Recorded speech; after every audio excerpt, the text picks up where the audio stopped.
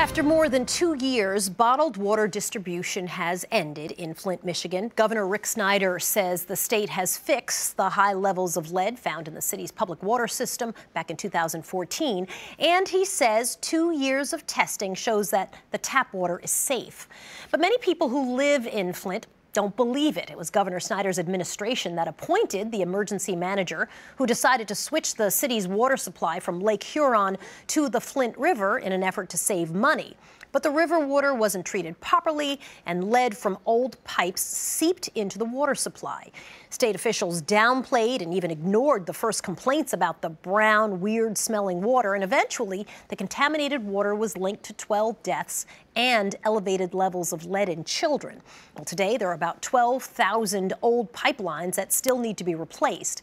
Karen Weaver is the mayor of Flint, Michigan, and she joins us from Ann Arbor today. It's so nice to see you, Madam Mayor. Thank you for your time. How were you told that, in fact, the water quality in your city was now okay and they were going to stop giving out bottled water to your citizens?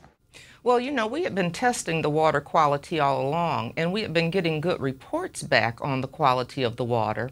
But we were told, I got a phone call, and then something came out in the media, and we were told that the water would stop, and as soon as bottled water was gone, the state was done. So a bit of a surprise to you, not a lot of warning. Not a lot of warning, and I was very disappointed with that.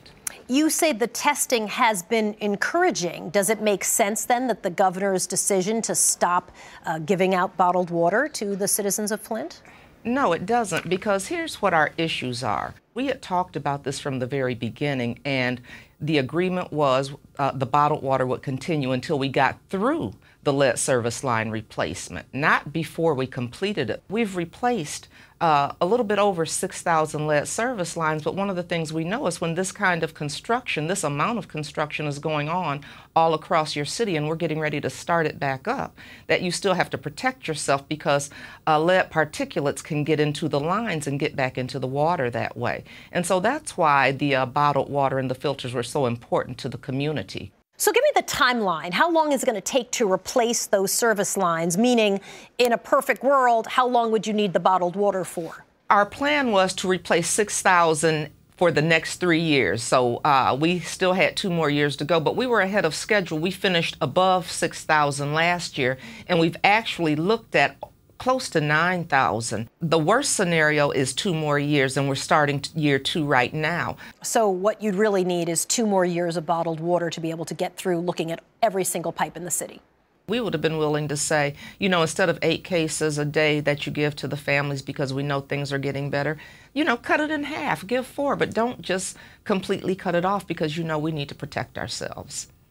The governor said something that I thought was interesting. He said the water distribution had continued in, quote, the spirit of good faith, but, quote, taxpayers were not bound by any statute to fund bottled water, which is sort of another way of saying, listen, you know, you're on your own. This isn't a legal issue at this point. We've talked about this being a moral issue and an ethical issue. And the trust has been broken in Flint, and people need to remember we're taxpayers as well. How are people in Flint, Michigan feeling about all that has happened? I mean, it really has been a terrible, 4 years. It really has, and people are angry and frustrated. It was almost like, let's reopen this wound. The water distribution, the bottled water distribution is over. It's ending. Do you have any recourse, anything that you can do to challenge this, the governor's decision?